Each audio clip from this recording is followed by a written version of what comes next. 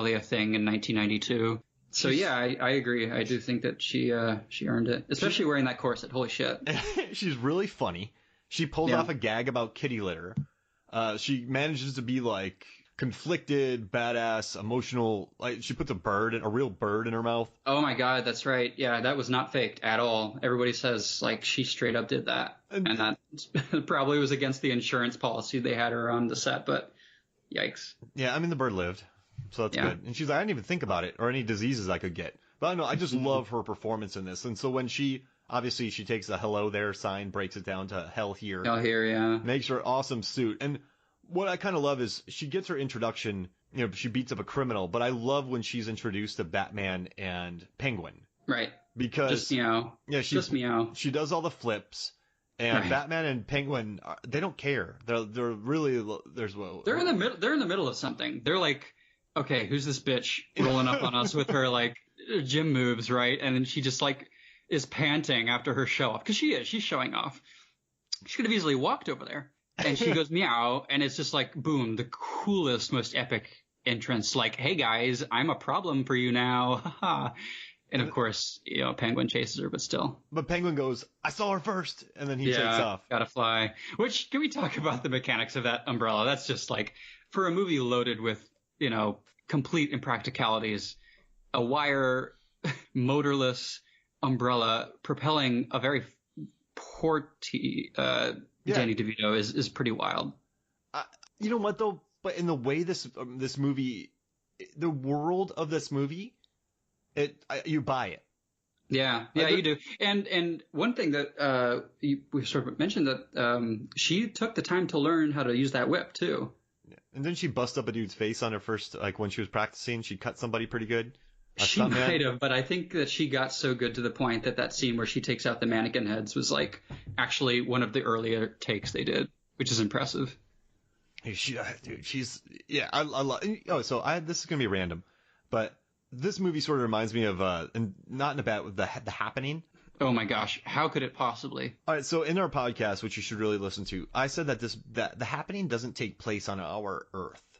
It takes place, it's an alternate Earth where everyone talks like the people in that movie talk. Okay. So their talking is normal. So that's why in this movie, so that movie didn't bother me because I'm like, oh, this is like another universe. This is not, this is Twilight. But this movie, when his umbrella flew him up in the air, I was like, yeah, that works. I get it. It's all good. Oh, sure. I mean, I didn't give a shit as a kid, but just pointing out all the things that are just wackadoo about this movie, it's kind of up there for me. Do you think Burton cared?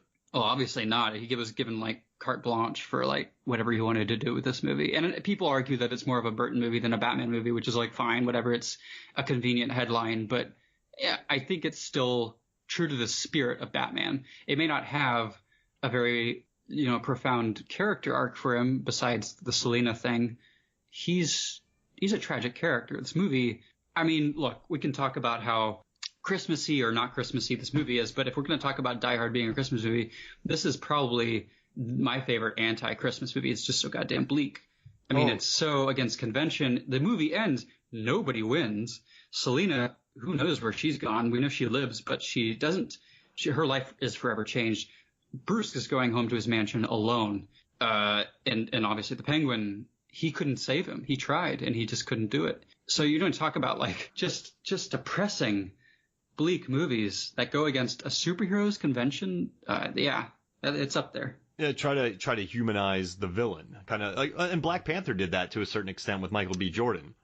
Right, and it's interesting because I usually hate when a movie, especially with like Halloween's Rob Zombie remake or like even stuff like bad example, but Hannibal Rising. Like anytime you start humanizing a villain to make them sympathetic to the point where you're rooting for them the entire time, I don't like that. I think it sort of robs them of their novelty and their power as a villain. But, by the time Penguin croaks, it's very disturbing. But that Elfman score, man, if you're not shedding a tear over those fake penguins waddling his corpse into the water, I mean, I don't know what to tell you.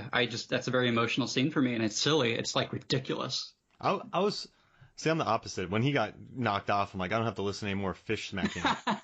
And, you weren't feeling that. and he murders that nice guy. He's like, "Are you sure we should steal children to murder them all?" Because he wants to kill every firstborn. Oh yeah, what does he say? He goes like, "Isn't it a little?" And then Penguins goes, "No, it's a lot." And then he kills. It's like this movie is about killing kids. Yeah, he wants it, and then his scenes with Catwoman. So he just made me so uncomfortable that when he bit it, I'm like, he made his bed. I guess he is a tragic figure because he got sent down there, but the path he took was beyond redeemable. Right, like he's not so sympathetic that you're too sad for him, but I think the imagery and the music do it for me. I think you see it as like, well, this guy had a horrible life and he wasn't accepted by society, which is classic Burton trope, you know. Wait. Just this idea of outsiders who cannot, whether that's Batman, whether that's Catwoman, whether that's the Penguin, you know, it's trickled down here. So when when those penguins walk the penguin after he dies, they're not touching him. So I wonder if there's a magnet they've set up, so I'm not saying that's a gaffe on the movie. Maybe they set up a weird. It looks to me like they sort of guide him in. I don't know. They're certainly not holding him. They don't have opposable thumbs, but it does look like they're nudging him at the very least. Maybe they just have a weird magnetism that he uses. Maybe they develop something down there. I mean, the Penguins apparently raised him as a child, so, you know, that's not maybe so far-fetched. And they were big penguins. Those are dudes and penguins. Those penguins are 5 foot tall. They did, yeah. They used a mix of real penguins and certainly fake ones, and those are definitely smaller actors. So that means in the sewers of Gotham, there's 3 foot to 5 foot penguins roaming around. I mean, is that so unbelievable compared to, you know, gators in the sewers? I think so.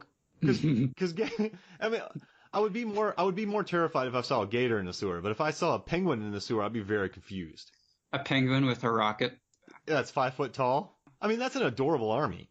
It is. It's so cute, and you don't want them to die. So by the time they use their rockets on the lair, you're like, oh, at least they don't die. That's cool that they sabotage their owner. But they blew up their own lair. Yeah, but you know they're fine. They're better off without Penguin. Like they've been doing just dandy. He didn't have their best interests in mind. No, he was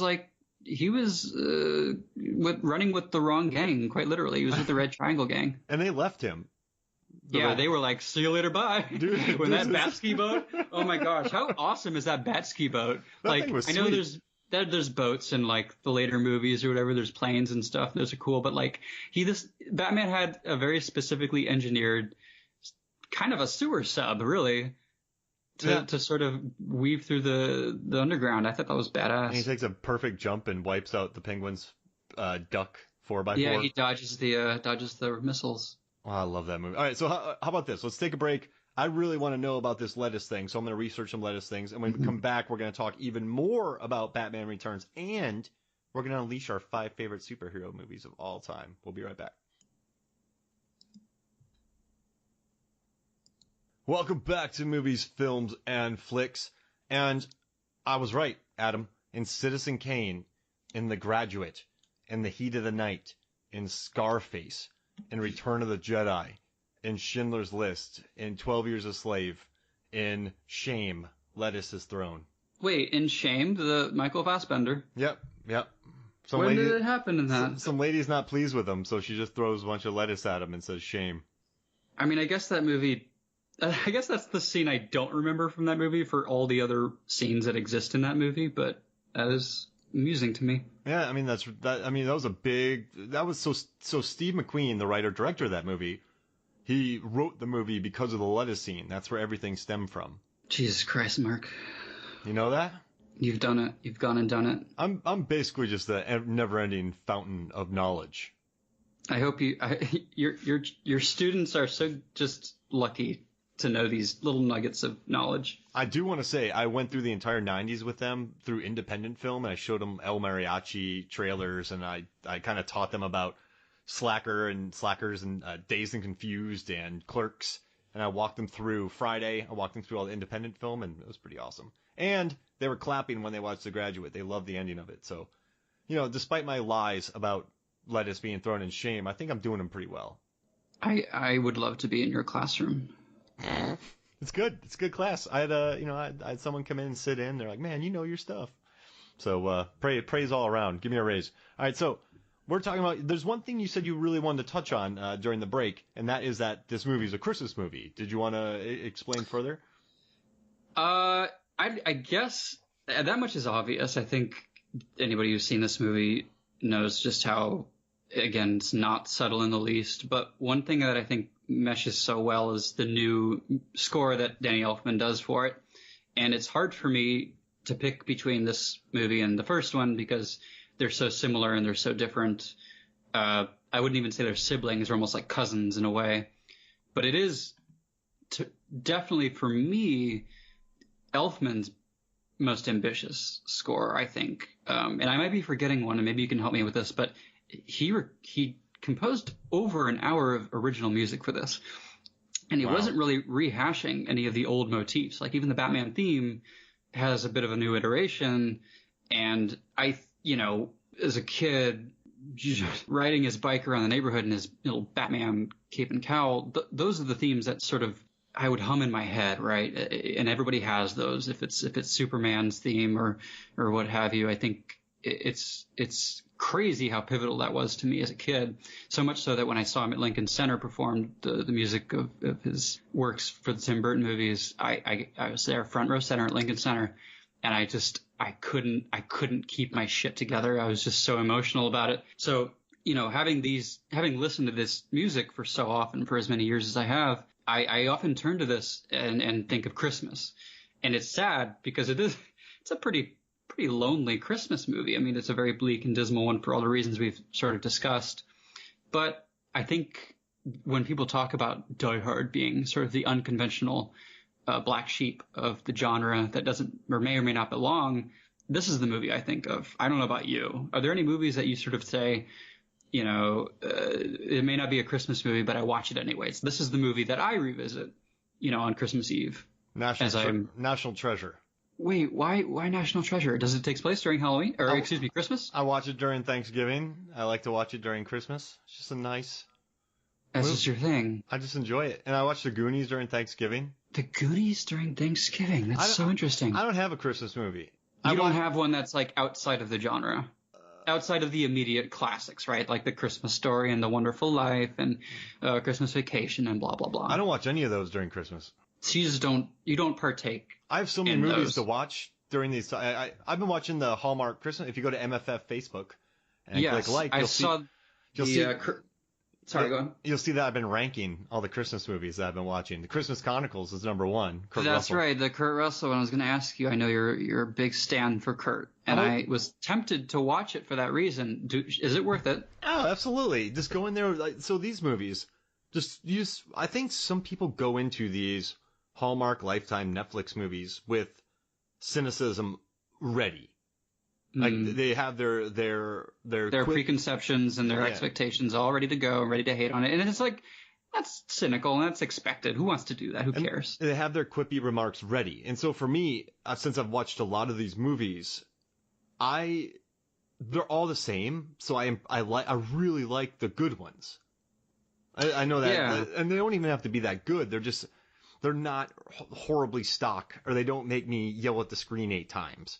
Right. And I was actually, I'm not proud to admit it, forced to watch, was it the Vanessa Hudgens one? Oh, I love that one, dude. The Christmas Switch. So much fun. But okay, so you'll know then.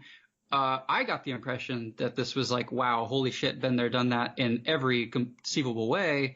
But then I read, and this might have been fake news, that it was a plot more or less determined by like a Netflix algorithm saying like, oh, the whole switcheroo thing with distant lookalikes and they fall in love with so-and-so and the royalty and the Prince and the Pauper type allegory.